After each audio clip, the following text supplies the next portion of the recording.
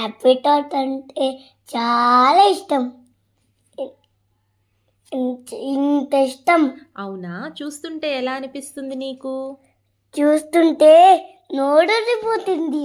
అయితే మనం ఈరోజు ఆప్రికాట్ డిలైట్‌ని చేసేద్దామా? చేసేద్దాం. అయితే మన వ్యూయర్స్‌కి ఒక 4 సింపుల్ స్టెప్స్‌లో చూపిచ్చేద్దామా?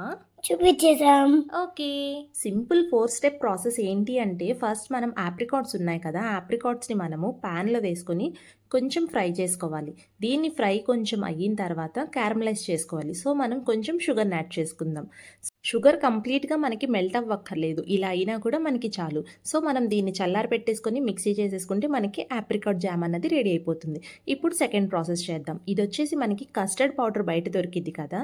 అలాగా ఒక 4 స్పూన్స్ కస్టర్డ్ పౌడర్ తీసుకొని హాఫ్ కప్ మిల్క్ వేసేసుకొని లమ్స్ లేకుండా మంచిగా ఇలా కలిపేసుకోవాలి. సో, ఇలా కలుపుకున్న దాన్ని మనం 1 లీటర్ ఫుల్ ఫ్యాట్ మిల్క్ తీసుకొని బాయిల్ అయ్యే టైంలో ఈ కస్టర్డ్ మిల్క్‌ని కూడా వేసేసి మంచిగా మనం కలుపుకుంటూనే ఉండాలి. ఇలా అంటే మనం ఆపకుండా కలుపుకుంటూ ఉండాలి. లేదంటే లమ్స్ లాగా ఫామ్ అయిపోతుంది. సో, మనకి ఈ కన్సిస్టెన్సీ వస్తే సరిపోతుంది.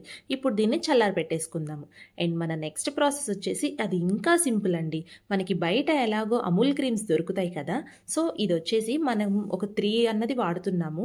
3 అమూల్ ప్యాకెట్స్ అన్నది తీసుకొని కంప్లీట్‌గా ప్యాకెట్ అంతా ఎంప్టీ చేసేయాలి. సో, మనకి ఇది కలుపుకున్నప్పుడు మన కన్సిస్టెన్సీ కోసం నేను ఇక్కడ కొంచెం మిల్క్‌ని యాడ్ చేసుకుంటున్నాను. అండ్ స్వీట్‌నెస్ కోసం ఇక్కడ మనము ఐసింగ్ షుగర్‌ని కానీ, షుగర్ పౌడర్‌ని కానీ యూజ్ చేసుకోవచ్చు.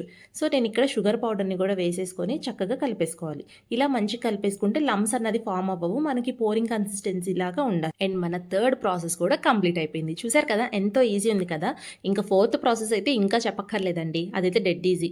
ఏంటి అంటే మనకి కేక్ బయట మనకి వెనిలా కేక్స్ దొరుకుతాయి కదా! ఆ కేక్స్ తెచ్చేసుకొని సింపుల్‌గా మనకి ఎంత విడ్త్ అయితే కావాలి అని అనుకుంటున్నామో అంత విడ్త్ లాగా కట్ చేసేసుకోవాలి. ఇక్కడ నేను సైడ్స్‌ని కూడా తీసేసుకొని నాకు సన్నగా కావాలి కాబట్టి సన్న థిన్ స్లైసెస్ లాగా నేను కట్ చేసుకొని ఇలా పెట్టేసుకున్నా. సో, మనకి మన కేక్ అన్నది రెడీ ఉంది. ఆప్రికాట్ కోసం ఆప్రికాట్ జెల్ అన్నది రెడీగా ఉంది. వైట్ క్రీమ్ రెడీగా ఉంది. అండ్ కస్టర్డ్ మిల్క్ కూడా రెడీగా ఉంది. సో, ఇంకా లేట్ ఎందుకు?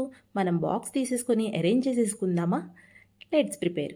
సో, ఇక్కడ నేను ఫస్ట్ బాక్స్‌లో మనం ఫస్ట్ ప్రిపేర్ చేసుకున్న క్రీమ్ అన్నది వేసుకుంటున్నాను. ఆ క్రీమ్ వేసుకున్న తర్వాత మనకు థిన్‌గా కట్ చేసుకున్న కేక్ స్లైసెస్‌ని కూడా మళ్ళీ అరేంజ్ చేసేసుకుందాం. ఇలా అరేంజ్ చేసుకున్న తర్వాత మనం ఆల్రెడీ మన దగ్గర ఉంది కదా ఆప్రికాట్ జామ్. ఈ ఆప్రికాట్ జామ్ అన్నది మీ ఇష్టం అండి.